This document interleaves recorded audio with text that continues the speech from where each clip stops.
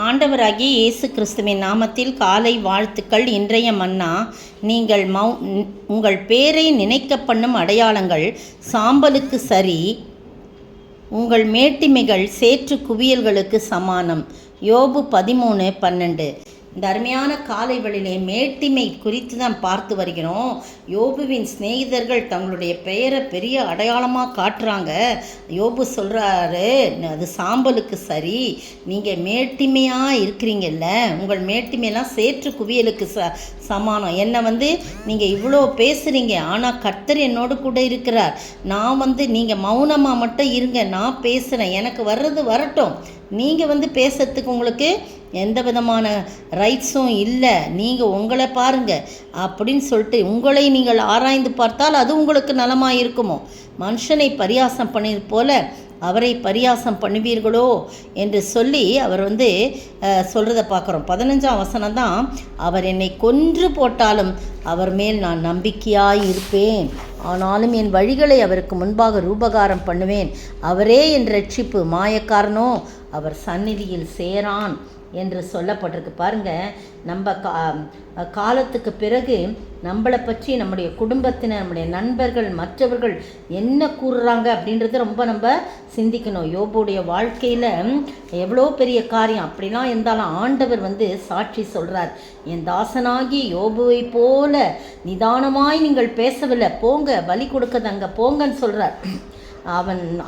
அவன் நிமித்தமாக உங்களை நான் மன்னிப்பேன்னு சொல்கிறார். பாருங்க, அவன் யோபு கர்த்தரின் முகத்தை தன் சிநேகிதர்களுக்காக நோக்கி பார்க்கிறத நம்ம பார்க்குறோம். நம்மளுடைய மரணத்துக்கு பின்பு நம்முடைய நினைவாக வைக்கிற கூட்டம் வைக்கிறாங்க பார்த்தீங்களா, ப்ரேயர் மீட்டிங்னு.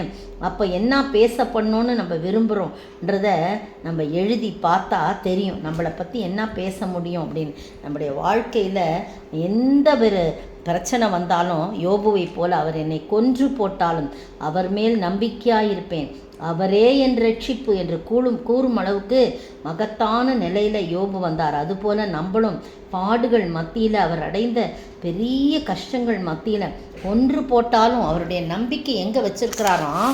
நீங்கள் பார்த்தீங்கன்னா யோபு புத்தகத்தில் அவர் சொல்கிறாரு, என்ன நம்பிக்கை வச்சிருக்கிறாராம். என் மாம்சம் என் தோல் முதலானவை அழுகி போனாலும் என் மாம்சத்திலிருந்து என்ன பண்ணுவேன், அவரை நான் பார்ப்பேன் அப்படின்னு சொல்கிறார்.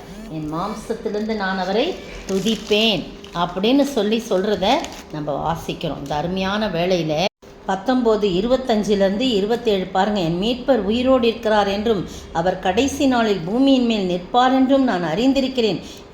என் தோல் முதலானவை அழுகி போன பின்பு நான் என் மாம்சத்திலிருந்து தேவனை பார்ப்பேன், அவரை நானே பார்ப்பேன். அந்நிய கண்கள் அல்ல, என் கண்களே அவரை காணும். இந்த வாஞ்சியால் என் உள்ளின் திரியங்கள் எனக்குள் சோர்ந்து போகிறது என்று சொல்லி அவர் தன்னுடைய சரீரம் சோர்ந்து போகிற அளவுக்கு அவர் வாஞ்சையாக இருக்கிறாராம். ஆண்டவரிடத்தில் வாஞ்சியாக இருக்க, நான் பார்ப்பேன்ற ஒரு நம்பிக்கை, கர்த்தரை தான் அவர் நம்பிக்கையாக வைக்கிறத நம்ம பார்க்குறோம். இந்த அருமையான வேளையில் நீங்களும் நானும் யோபுவை போல நாம் காணப்பட வேணும். எத்தனை பிரச்சனைகள் வந்தாலும், எத்தனை இடுக்கண்கள் வந்தாலும் ஆண்டவரிடத்தில் நான் நம்பிக்கையோடு இருக்க வேணும். அவருடைய நம்பிக்கை பாருங்கள், எனக்கு ஒரு மீட்பர் உண்டு, அவர் உயிரோடு இருக்கிறார், அவர் கடைசி நாளில் எழுந்திருப்பார், ஒரு கடைசி நாள் இருக்கிறது என்பது அவர் நம்பிக்கை. அந்த நாளில் பூமியின் மேல் அவர் நிற்பார். என் உடல் அழுகி போன பின்பு என் மாம்சத்திலிருந்து அவரை பார்ப்பேன். அந்நிய கண்களால் அல்ல, என் சொந்த கண்களே அவரை பார்க்கும். அவர்தான் தேவன். அவ்வாறு பார்ப்பதற்கு எனக்கு அப்பொழுது என் கண்கள் இருக்கும். யோபு தன் உள்ளம் சோர்ந்து போகும் அளவிற்கு இதற்காக வாஞ்சியாயிருக்கார். நீங்களும் நானும் அவருடைய வருகையை குறித்து தியானிக்கிறோமா? அதற்கு ஆயத்தமாக இருக்கிறோமா?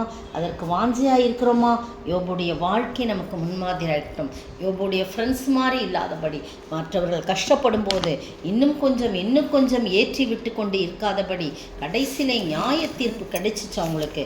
42ஆம் அதிகாரத்தில் யோபு இழந்த எல்லாவற்றையும் ரெண்டத்தனையாக பெற்றுக்கொண்டான். எல்லாம் விலகி போனவங்களாம் எல்லாரும் சேர்ந்து வராங்க, எல்லாரும் பரிசு பொருள் கொடுக்குறாங்க. ஆனால் ஆண்டவர் சொல்கிறாரு, உன் 2 சிநேகிதர் தேமானையான எலிப்பாசை நோக்கி உன் 2 சிநேகிதர் மேலேயும் எனக்கு கோவம் வருது. 3 பேர் அவங்க கோவம் வருது அவங்களுக்கு அப்படின்னு சொல்கிறார். எனக்கு கோவம் வருது. நீங்கள் யோபு பேசினது போல், என் தாசனாக யோபு பேசினது போல் நிதானமாக நீங்கள் பேசலை அப்படின்னு சொல்கிறார். நீங்கள் போய் 7 காளைகளையும் 7 ஆட்டுக்கடாக்களையும் தெரிந்து கொண்டு என் தாசனாகிய யோபுடத்தில் போங்க, உங்களுக்காக சர்வாங்க தகன பலிகளை அங்கு இடுங்கள். என் தாசனாகிய யோபு உங்களுக்காக வேண்டுதல் செய்வான். நான் அவன் முகத்தை பார்த்து உங்கள் புத்தியினத்துக்கு தக்கதாக நடத்தாதிருப்பேன். தாசனாகிய யோபு பேசினது போல் நீங்கள் என்னை குறித்து நிதானமாய் பேசவில்லை என்று சொல்லி 2 தடவை சொல்கிறாரு.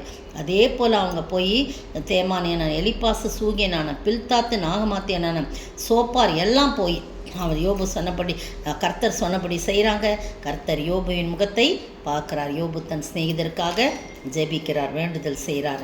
கர்த்தர் அவன் சிறையிருப்பை மாற்றினார். நீங்களும் நானும் கடைசி வரைக்கும் நமக்கு துன்பம் இழைத்தவர்களுக்காக கூட நம்ம ஜெபிக்கணும்.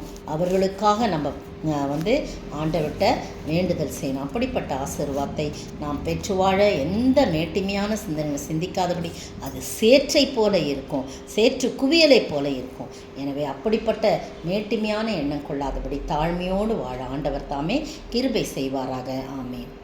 நான் பாவ சேற்றினிலே வாழ்ந்தேன், நான் சாபத்திலே மாண்டேன். என்னிலடங்கா பாவங்கள் போக்கி ஏசென்னை மீட்டாரே. என் நாவிலே புது பாட்டுக்கள் என்றென்றும் கவி தங்கிடும். மா சந்தோஷம் மறுபிறப்பீந்து மன இருள் நீக்கினார். மா சந்தோஷம் மறுபிறப்பீந்து மன இருள் நீக்கினார். சோத்திரிக்கிற ஆண்டவரே, துதிக்கிற ராஜா, நாங்கள் கர்த்தாவே எங்களை நாங்கள் தாழ்த்தி உம்முடைய சமூகத்தில் ஒப்பு கொடுத்து ஜெபிக்கிற ஆண்டவரே. யோபின் சிநேகிதரை போல மேட்டிமையான எண்ணங்கள் கொள்ளாதபடி ஆண்டவரே, அது சேற்று குவியலை போல் இருக்கும் என்று சொல்லி நாங்கள் எங்களை தாழ்த்தி உம்முடைய சமூகத்தில் நிதானமாய் பேசவும், உம்மிடத்திலே நாங்கள் நம்பிக்கையோடு எந்த சூழ்நிலையிலும் உம்மிடத்திலே நாங்கள் நம்பிக்கையுள்ள வார்த்தைகளை பேசவும் நீர் கிருபை செய்ய வேண்டும் என்று கர்த்தரும் மீட்பரும் ராஜாவும் ஆகிய இயேசு கிறிஸ்துவின் விலையேற பெற்ற நாமத்தில் ஜெபிக்கிறேன் பிதாவே, ஆமேன். நேற்றைய பதில், அவர்கள் முடிவு அழிவு, அவர்களுடைய தேவன் வயிறு, அவர்களுடைய மகிமை, அவர்களுடைய இலச்சையே, அவர்கள் பூமி கடுத்தவைகளை சிந்திக்கிறார்கள். பிலிப்பியர் 3:18-19. இன்றைய கேள்வி, கர்த்தருக்குள் எப்படி இருக்க வேண்டும் என்று யாருக்கு பவுல் புத்தி சொல்லுகிறேன் என்று சொல்லப்படுகிறது? கர்த்தருக்குள் எப்படி இருக்க யாருக்கு புத்தி சொல்லுகிறேன் என்று பவுல் கூறுகிறார்?